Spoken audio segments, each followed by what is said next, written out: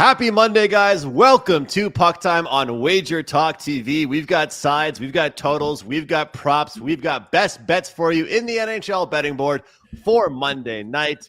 Of course, I'm Andrew. I've got the Prez and Carmine with me to break down a handful of games here today. Carm, good morning. Happy Monday. What games are we talking about today, brother? Hello, Andrew. Good morning to you, sir. We are going to talk, it's not a lot of games tonight, but we're going to talk about four of them. Prez is going to be on shortly, talk about Tampa Bay and Toronto, a team that he very rarely breaks down, but we'll have him on the show talking about it. He's been pretty good in breaking down Leaf games, so listen to what he says on that one. The Sabres and the Calgary Flames, LA Kings, Utah, and then Detroit and Vancouver will cap it off for us, Andrew. Same game parlay, hopefully, and then a pod play. Pod play continues to win.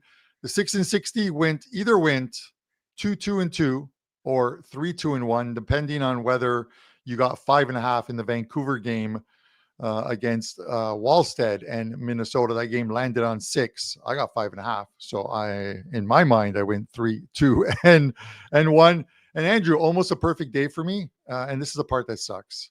I win two 4% plays, one in NHL with Anaheim, a horrible scheduling spot for Chicago, and Anaheim wins it 7-1. And then the over in the Bills game, people messaging me, Carm, you still like, because it was the customer appreciation day. You still like that?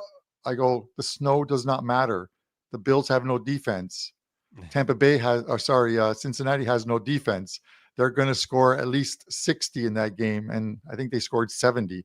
So it did not matter to me. I was at a baptism, Andrew, in a Portuguese church. I'm sitting at the back as an Italian, and I'm streaming the game on my phone at church. It is what you do. The Holy One up there. That's a sin. He probably found out and then mushed my play. 5% loser on the Kansas City Chiefs. Patrick Mahomes, see you later. You're not making the playoffs. You guys are dead to me, Kansas City Chiefs. You're dead to me. But with that my day was the opposite, Carm. My day was the absolute opposite. I was sweating out picks on End Zone Live with Prez and company, and I went, I think, 0-4 on the afternoon slate with my props, but I didn't have any best bets on the slate. I had a 4% Sunday Night Football, Mahomes over on rushing yards, and I hit that. So it's like, you know, if I'm going to go 1-4, I at least wanted the one to be the bigger one.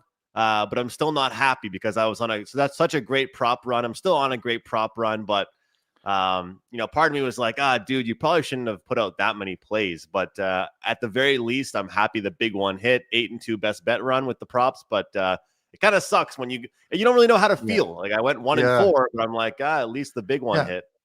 And that's the thing is, I have a winning day overall for anyone who has like the all access or whatever, but you lose, like you win 4%, you lose a 5, and you should be happy because you had a profitable day, but you know that people only buy like the 5s sometimes. And that's the part that sucks. And just before we bring in Prez, at the baptism, which was for my niece's kid, we have dinner afterwards on Yonge Street in Toronto at a place called Stock.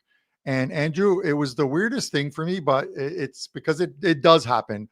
But towards the end of the night or the evening or whatever, the dinner, one of the wait staff or whatever, the waiters or bartenders comes over to me. He goes, "Hey, can I ask you a question?" I'm like, "Well, yeah, what's up?" He goes, "Are you Carmine Bianco?" I'm like, "Yes, I am." He goes, "Oh my God, I love WagerTalk." He goes, "I watch WagerTalk. I watch PuckTime." He goes, "You've taught me to stay away from parlays and to play straight game wagers." And he goes, "I'm making money betting straight, just straight plays." And that actually made me feel good in the sense of not being recognized or what have you, but that someone veers away from parlays and is straight betting games and now making money and realizes that is how you build your bankroll. And with that said, let's bring in another straight guy, the Prez, who hosted a poker cash game on Friday where he graciously took most of my money and smiled while doing it. Prez?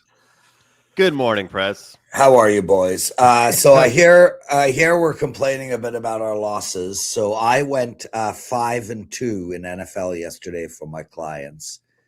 And that 5-2, I'm supposed to celebrate, except I lost a money line parlay with Tampa Bay, and I lost the under in the Denver game by 0.5 point on probably the worst beat, I would say, ever.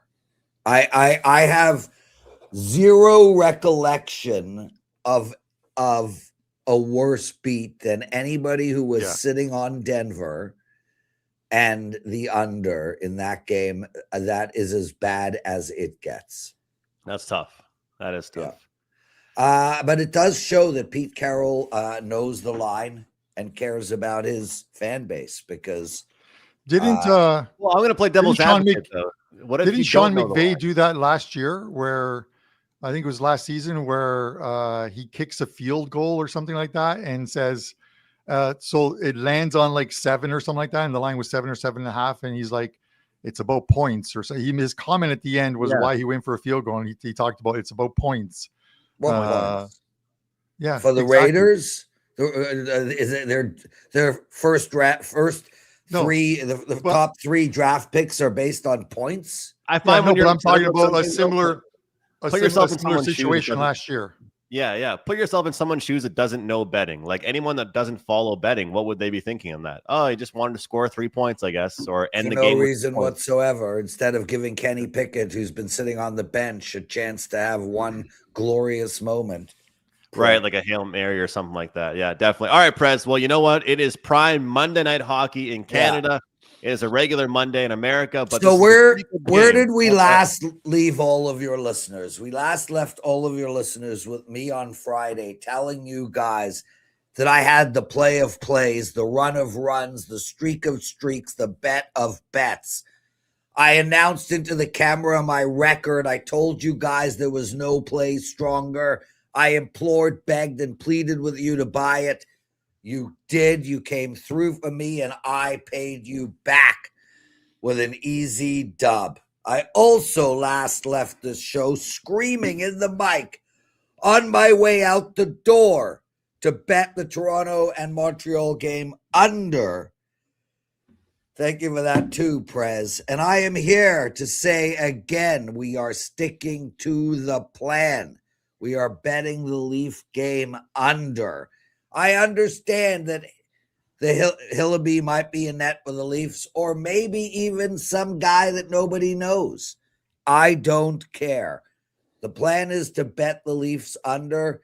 You can get a 6.5 out there at a few books. Tampa Bay is a team that I'm looking to bet under all the time. They just lost 2-0 to the New York Islanders. This is a team that's held their opponents to 1, 2, 3, 4, 5, 6, 7 games. 7 games in their last 10. They've held their opponents to 2 or less. This is, I'm not overthinking this here. And just to let you guys all know, this is a client play. Yes, that's what I do.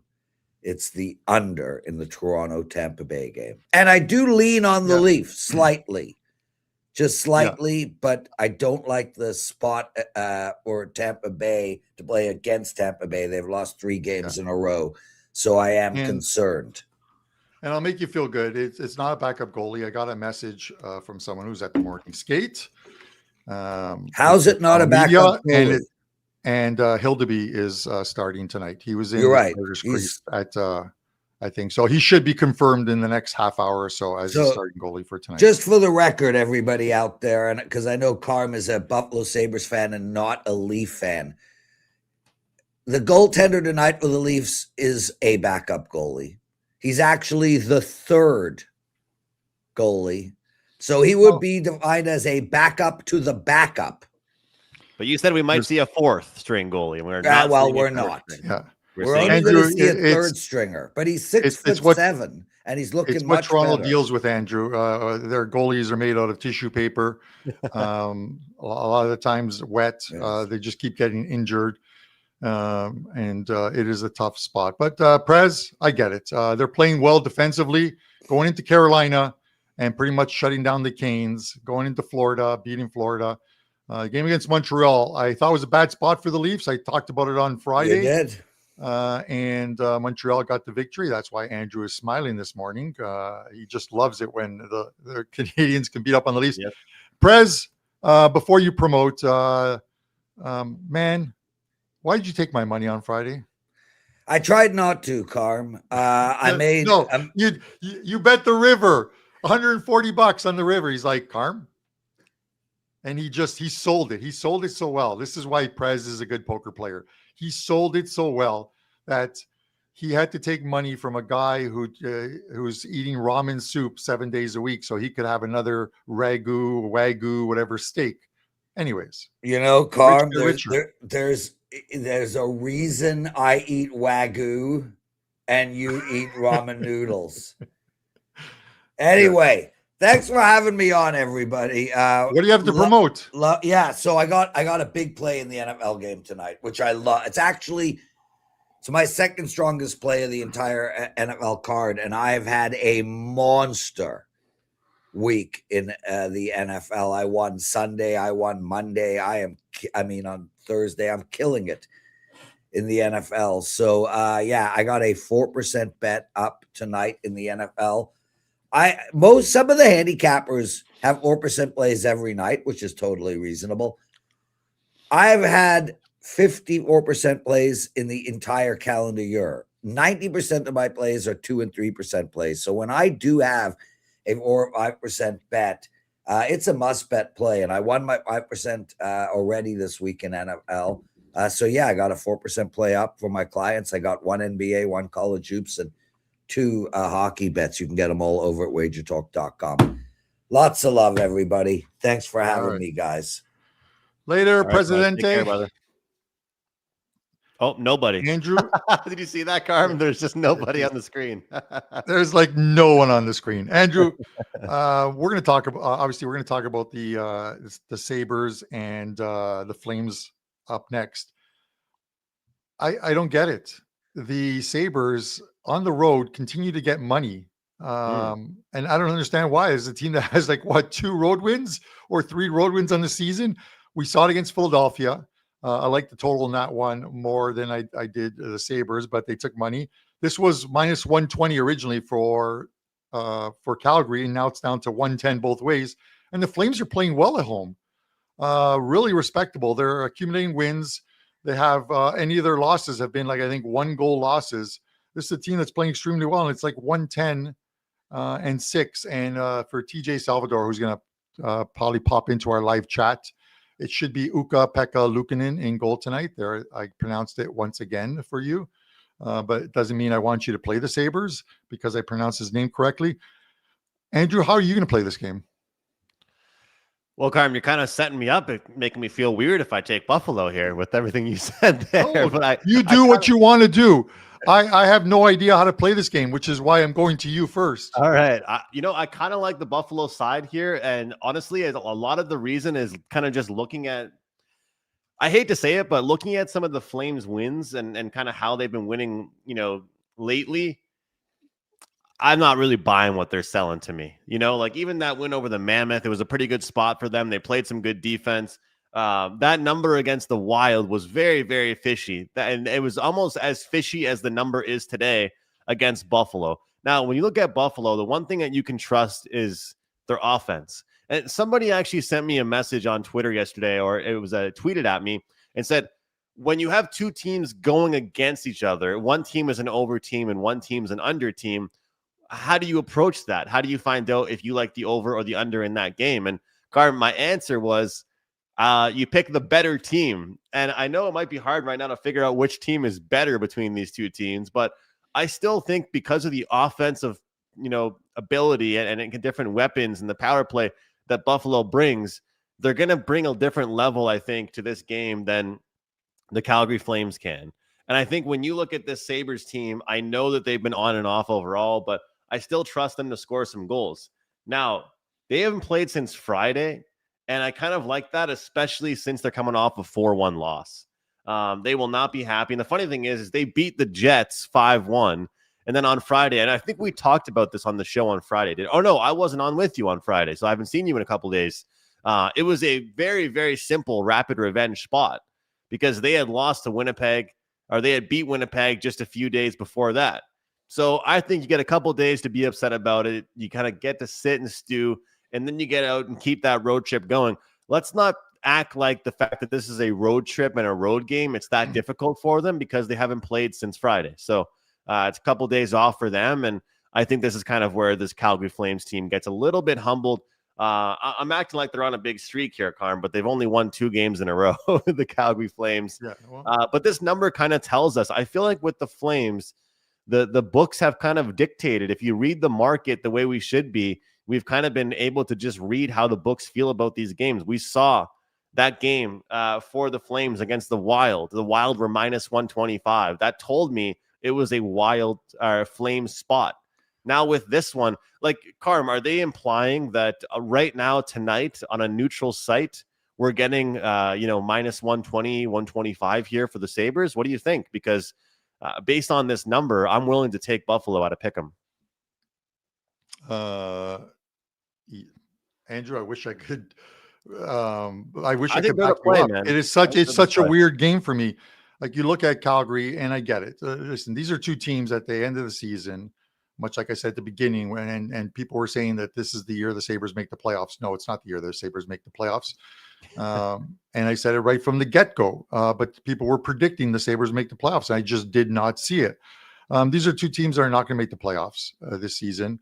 Yeah. But when you look at sort of the home and away splits, it is one where the line becomes fishy because the Sabres don't win on the road. They haven't done so.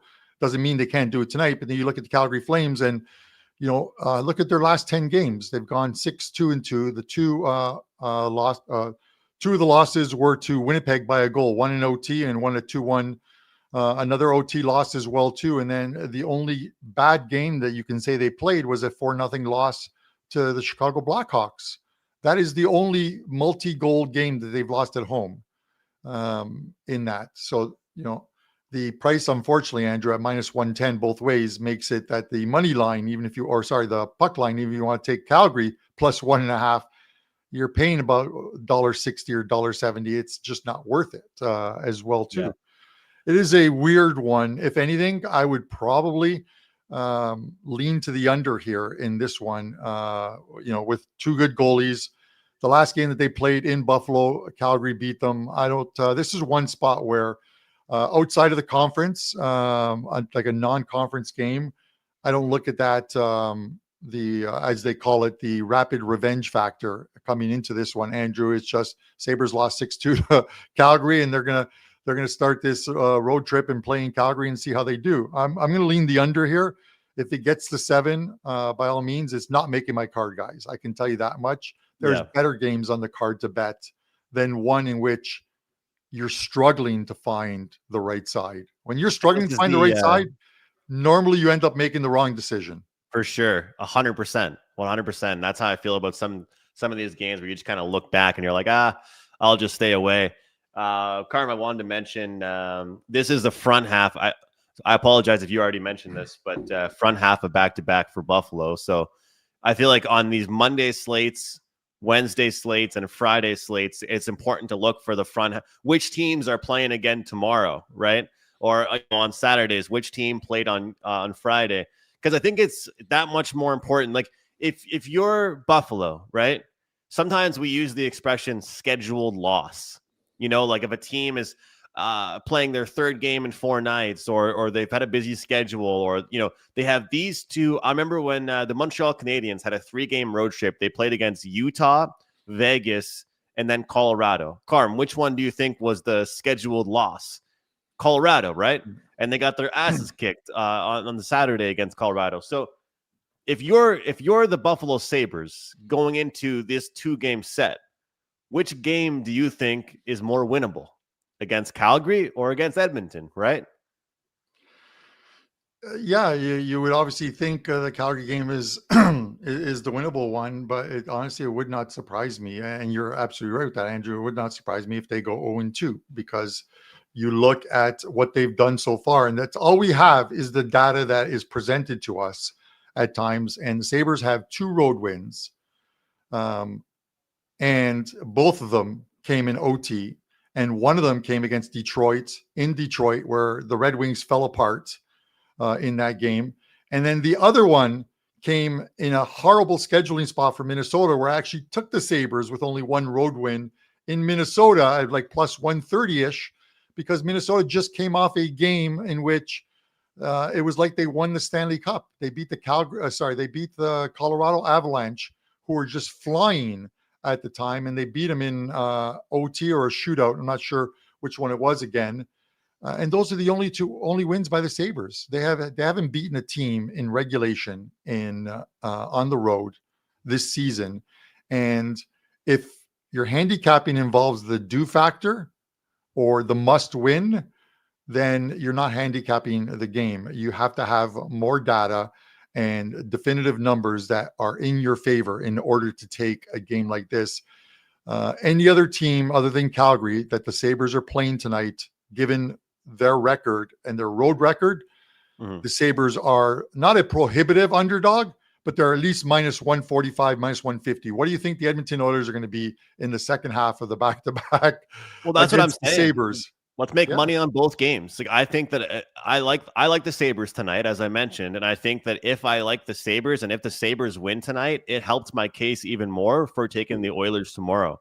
We talk a lot about fading teams second half of back-to-back off wins. Like, it's almost been more profitable these days to take a team, fade them after they've won a game than even off a loss. So, I mean, look at what Edmonton did over the weekend. Like, everyone's saying, the Oilers are back. The Oilers are back. This team looks like they're back here, Carm. And then now what? They're going to get the Buffalo Sabres second half of a back-to-back. I mean, that's a pretty good spot if you're the Edmonton Oilers, and all of a sudden they start piling up those wins. So this is why I love talking about these games, Carm, because everybody wants to talk about the Torontos and the Tampa Bays, but I think this game is super interesting. So, guys, let us know in the comments after the show what you think. Sabres, Flames, what do you think about the line? Like, Carm, for me, the pick'em price tells me all I have to know.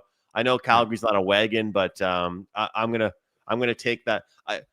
Maybe it's not a fishy line, but I do think that, like, what is this number if it's in Buffalo tonight? That's what I want to know. I want to have an odds maker in front of me to tell me what this number is if it's in Buffalo tonight. Because if this is a pick'em right now, front half of the back-to-back, I think this is a really important game for Buffalo. We'll see. If this was in Buffalo, and I think I can't go back to look at that game, but the game that was in Buffalo, I'm pretty sure the Sabres, not a prohibitive favorite, but they were about 150-ish, 160-ish at the very least in that game. And to the guy who asked, is the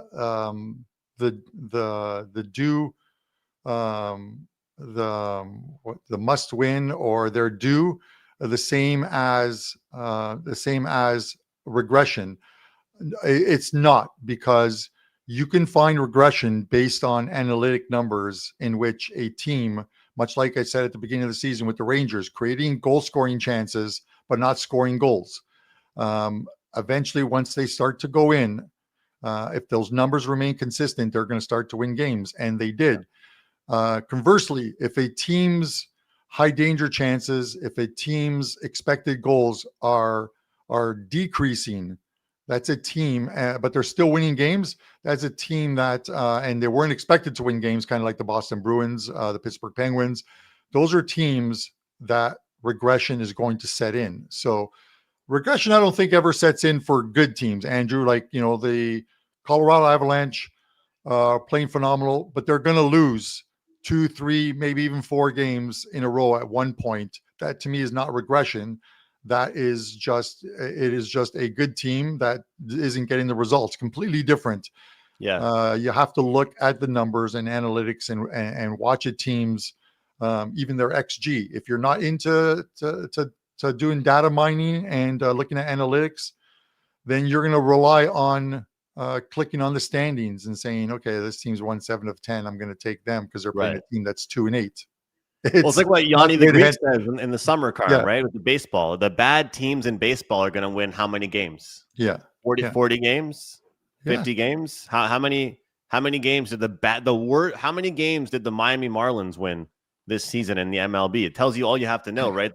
The Colorado Avalanche are a great team. They're not going to win every single night out there. So it is Andrew, and you're right. The sort of like the correlation or using like baseball. Think of a team, and this is a perfect example, is think of a team in baseball in a 162 game schedule where their win total is 81. That is telling you that this team is going to play 50-50. The books are figuring they're not going to win more than 81 games.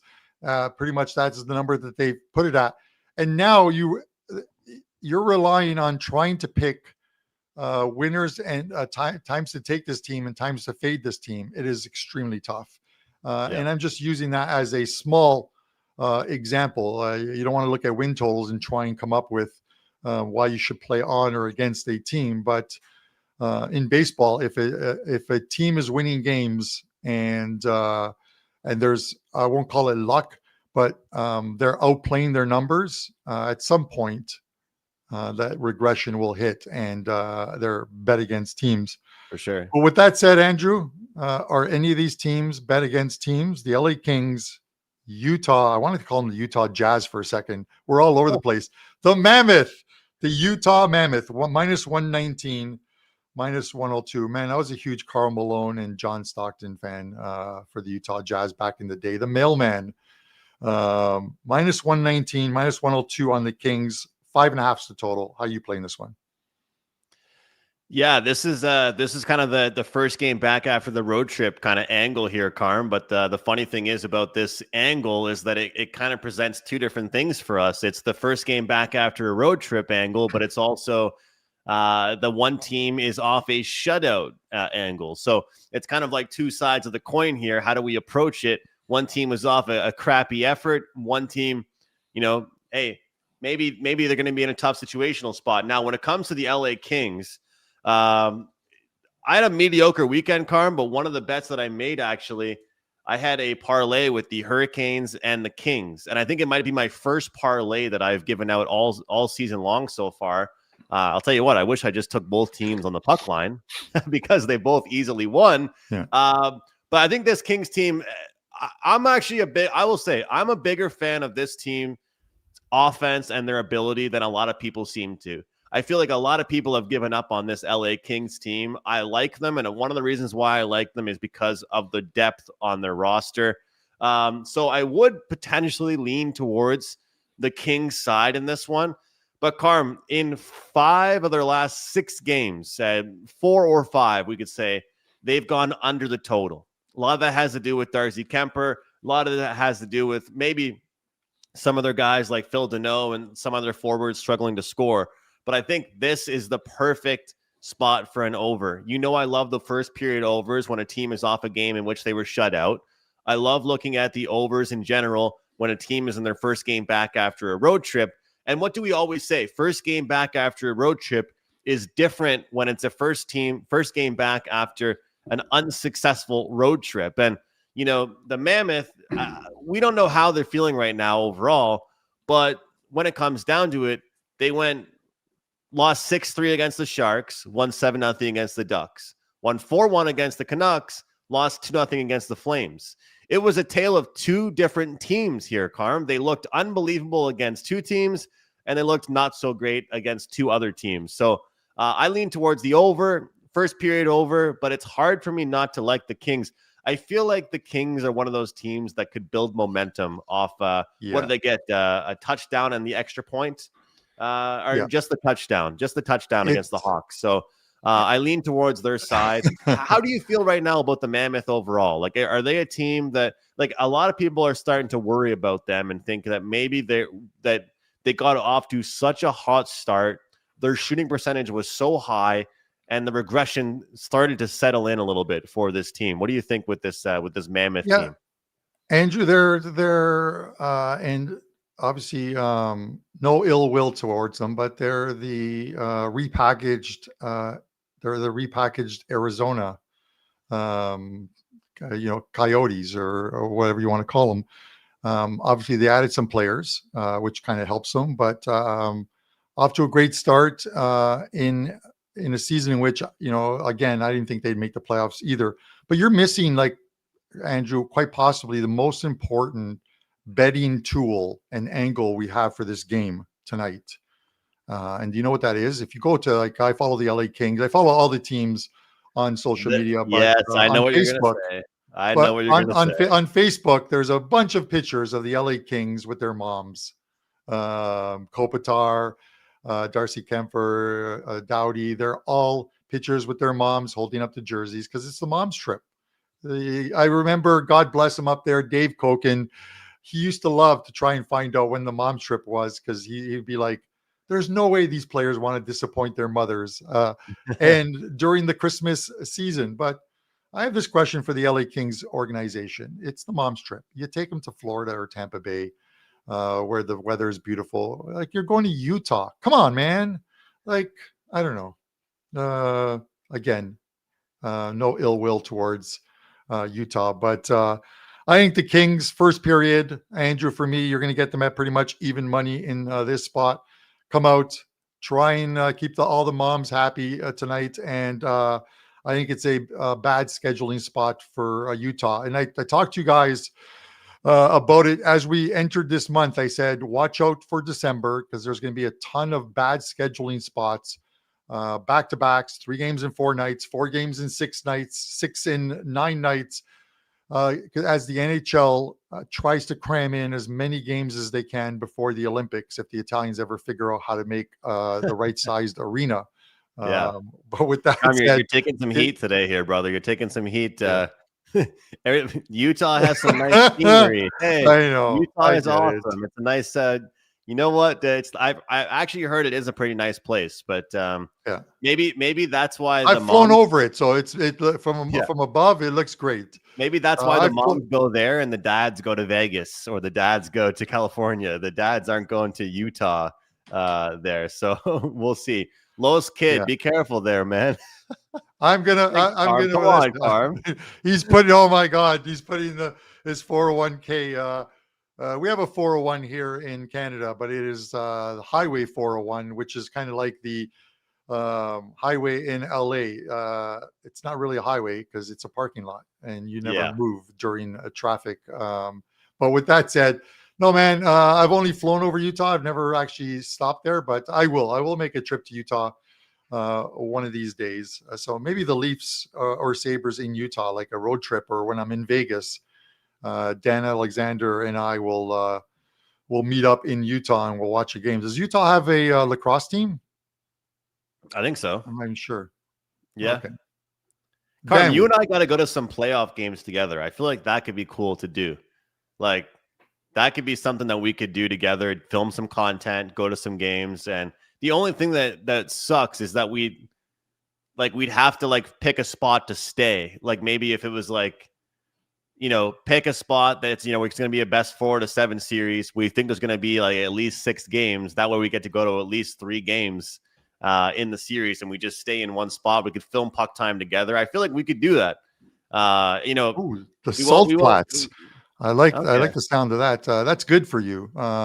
If you go through the salt mines, and they had one in when I was in Curacao, which Wayne Gretzky butchered the name of during the World Cup draw on Friday. He called Curacao Caraco, and he called North Macedonia North Macedonia. I'm Macedonia, Wayne popped a couple of Coors Lights before he came onto that stage. He must have popped. He must have downed a few Coors Lights before that, because he got a couple of those names wrong. But we're not meeting for the Buffalo Sabres making the playoffs anytime soon. I will be.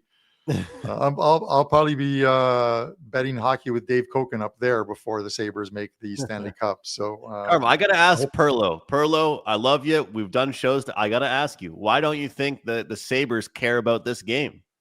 You think they care more about losing to Edmonton tomorrow night? I'm genuinely wondering, because if they don't care about this game, then they're going to have a tough time, I think, against Connor McJesus tomorrow night, because it's going to be a little bit harder against him than it is going to be against Nazem Kadri and the Calgary Flames. I feel like if there's one winnable game here. But the weird thing is, the Devine show says the Sabres don't even care about their season. They don't. It's a crazy thing. there. I feel sorry for guys like Tage Thompson, Rasmus Dahlin, the captain, and probably one of the best defensemen. Definitely top 5 defensemen, Andrew, I think, in the league. Obviously, Cale Makar being the number one there as far as that goes. But they're just it's a patchwork team. Every year they add like one piece. It's like trying to put a Band-Aid on a stab wound. It's just not going to work with the Buffalo Sabres. Ownership is more worried about the Buffalo Bills than they are about the Buffalo Sabres. But with that said, we need to move on. Detroit and Vancouver, Andrew. 125 on Detroit, plus 105 on 104 on Vancouver, 6.5.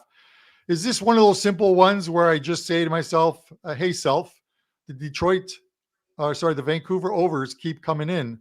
Let's keep playing them. Lankinen should be in goal tonight for them. Minus 125 on Detroit. Do you take Detroit or do you lean to the total here? Yeah, Carm, I think this might be my first team total of the day that I've brought up here, because I think that over 3.5 fits in that threshold that I really like. DK is showing plus 110. So this is my first team total bet of the show for the day here. Over 3.5 goals, plus 110 for the Red Wings. Carm, we saw a couple games in a row, actually, where the Vancouver Canucks went under the total. And trust me, I know one of them because it was Friday night, and I was not happy when Utah won, I think, 4-1 against Vancouver. We always say it takes 2 to tango, and Utah was tangoing by themselves because they didn't have a dance partner. So yes. I think Detroit here in this spot, I like the way their offense is moving, and overall, there's just too much going on right now with this Vancouver team. The distractions are starting to get to this team, and I just don't trust their defensive numbers. So Detroit over 3.5, I think, is a really good spot. And Carm, I just want to say, for all the hockey fans out there, not just the sports bettors, I am so fed up with the Quinn Hughes situation in Vancouver. I'm tired of seeing it. I'm tired of hearing about it. Like, this is starting to remind me of some LeBron James and his son going to the Lakers situation. If you guys want him to play with his brothers, just trade him to New Jersey and let's get on with it. I'm starting to get tired. If you want Quinn, Luke, and Jack to all play on the same team, and he's not going to get traded to anybody else besides the Devils, and they're gonna lose him in free agency either way, Carm, then just let him go to the Devils. I mean, this is starting to remind me of, what is this, a family documentary here? Like, okay, Quinn, you don't like being in Vancouver anymore. We're all talking about, like, he says he doesn't care about what everyone's saying. It's like, yeah, dude, you don't really look that committed to all of us, though. You're monotone all the time. You always look sad. Let's move on with him. And I think, Carm, they need to trade him to get assets, because if they let him walk in free agency, they're going to be the biggest bozos in the NHL if they don't get anything for him. It'll be the Mitch Marner situation all over again. You know, what did the Leafs get for Mitch Marner? Cap space. That's all they got was cap space for him. I think Quinn Hughes has to go. Andrew, it's such a heated debate. My thoughts on the whole Quinn Hughes thing is exactly the same as the Sabres' thoughts on their season. I don't care. Honestly, listen, these are overpaid athletes, okay, that complain because they want the right situation. And it goes back to the days of, one of Canada's own, Eric Lindros, getting drafted, and before the draft saying to one of the teams, don't draft me because I'm not going to play for you. Him and his dad, and they were adamant about it. So we put too much stock in what the players think. It's to just play the game that you're getting paid to play. These guys don't care about, I'm not going to say everyone, but some of these players do not care about winning the Stanley Cup. They care about collecting that bag of money and setting up their families for the rest of their lives.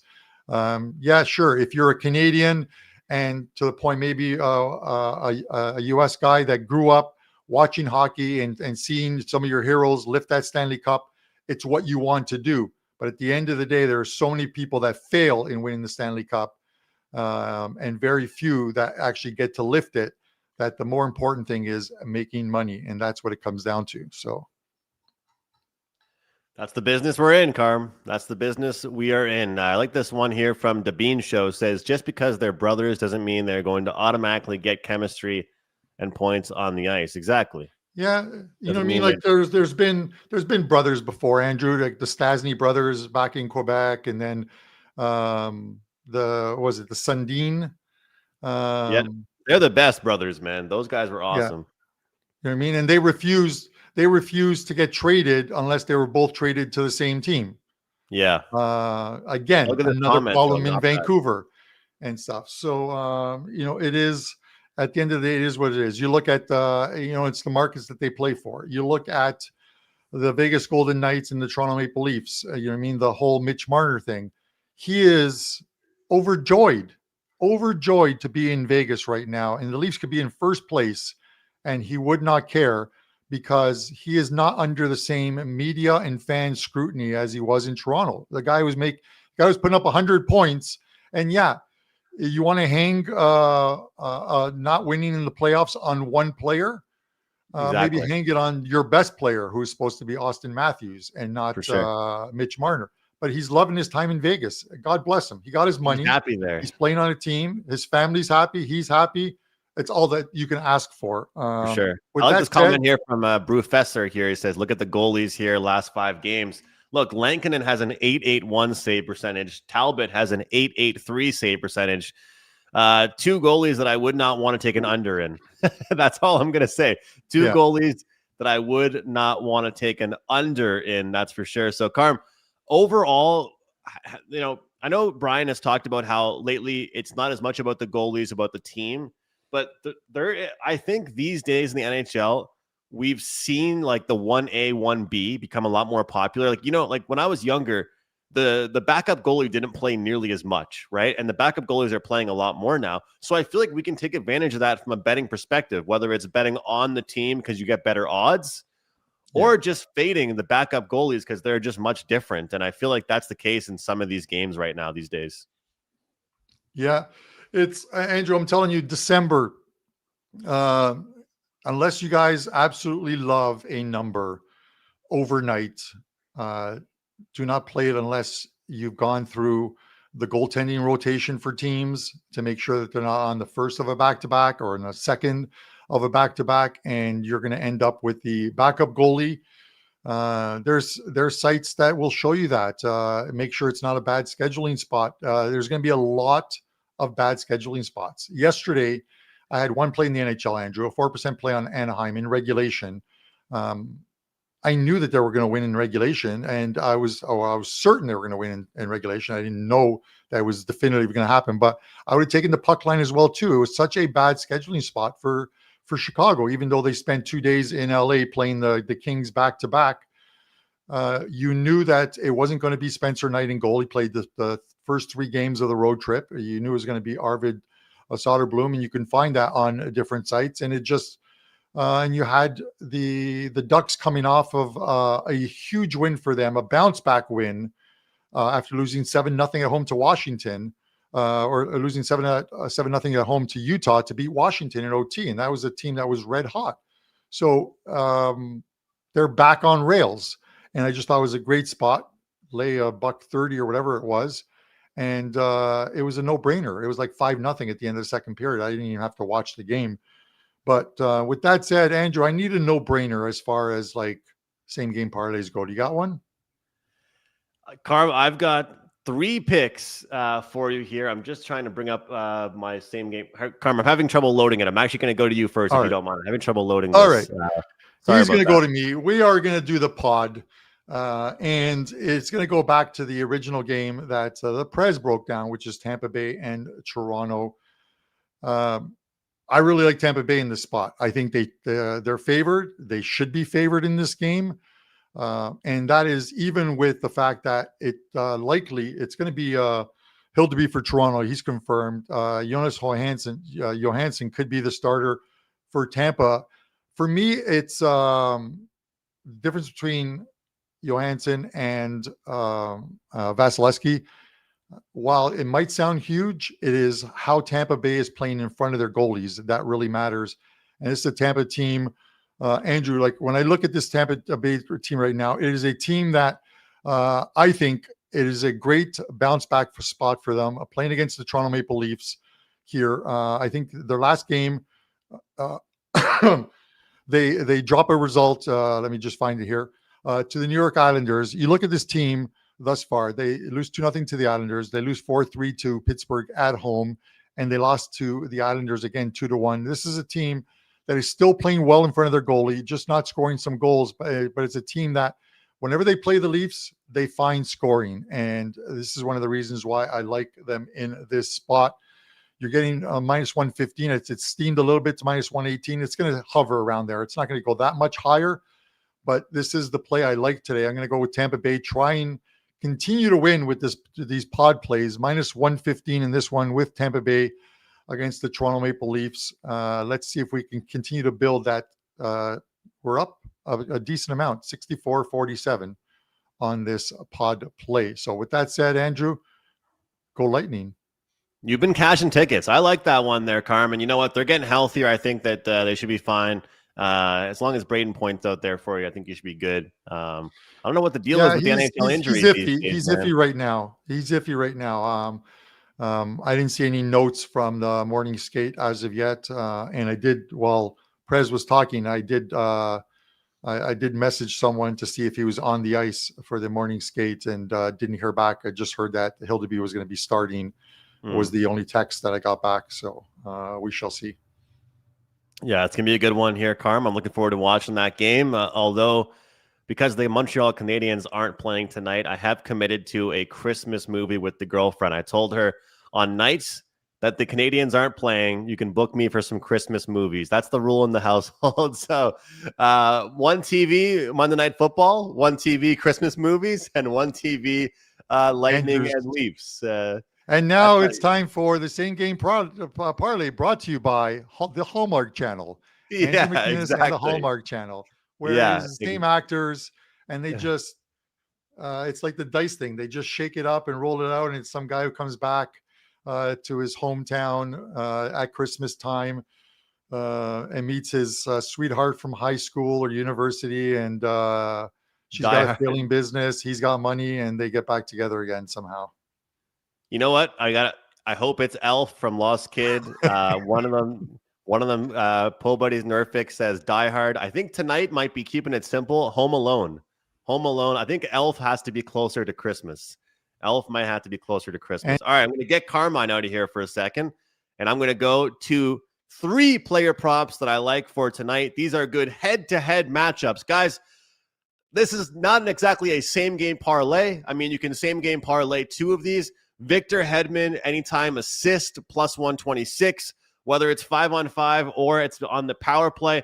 Hedman has a very, very good track record against the Maple Leafs. And man, I just love this price of plus 126. Speaking of guys that have good head-to-head track records, over 2.5 shots on goal for William Nylander. Look, I don't care what anybody says right now about Austin Matthews. William Nylander is the guy on the Maple Leafs right now. He's the guy shooting all the big shots. He's the guy creating chances. He's the guy tying the game with dying minutes to go. He is the number 1 shooter on this team. Over 2.5 shots on goal in his career. He has had a ton of success against the Tampa Bay Lightning. Now, we have the Seattle Kraken and the Minnesota Wild. And here's the deal here.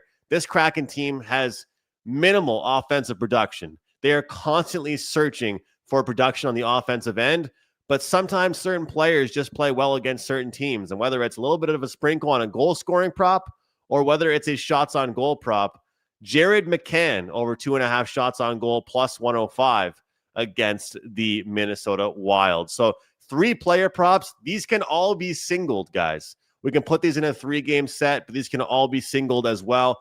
Hedman assist, Nylander shots, and McCann shots on goal. And I will just lead off with this here, Carm, is that I do have a 4% best bet up in NFL for player props. My best bet player props are now 8-2. My last 10, we had Mahomes over on his rushing props last night. He went over by about 30, 35 yards. So unfortunately, it was not a great day overall in NFL yesterday. But the player props keep doing very, very well overall, especially the best bet. So don't miss that at WagerTalk, guys. and 2 plays I like in the NHL. So that's it for me, Carm. Looking forward to a really good night. Let's keep it going. Yeah. Let's stay hot. Andrew, only one play for me tonight in the NHL, a 4% best bet. So let's see if we can get another 4% best bets. It's been a winning NHL season for me. I want to keep that run going. Andrew, I'm not sure if you saw this, and that's the only play. As far as the football game tonight, I have the Eagles in my circa. I was 3-0 going into that KC game last night with my 5 circa picks with KC left and the Philadelphia Eagles.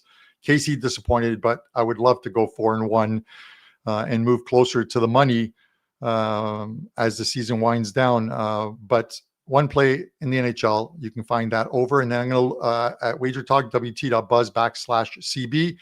I will have my customer appreciation plays up shortly. I have to make a quick run to the doctors, but after that, I will have those plays up.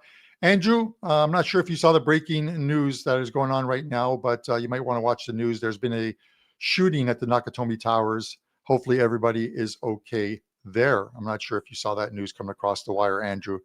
I think the Montreal Canadiens have stayed there a few times when staying in LA.